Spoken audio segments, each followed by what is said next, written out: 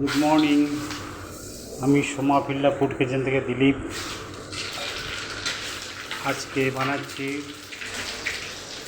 ফুলকপি আলুর ঝোল। ফুলকপিটাকে ভেজে নিয়েছি, আলু এখানে কাটা আছে, পেঁয়াজটাকে ব্রাউন করে ভালো করে, তারপরে টমেটো দিয়ে আদা রসুন দিয়ে ভালো করে দিয়ে আলুটাকে কষে তারপর ফুলকপি দিয়ে বানানো হবে।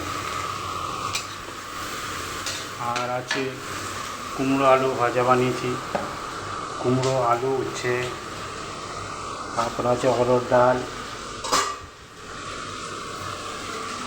তারপর ভাত আছে, রুটি আছে।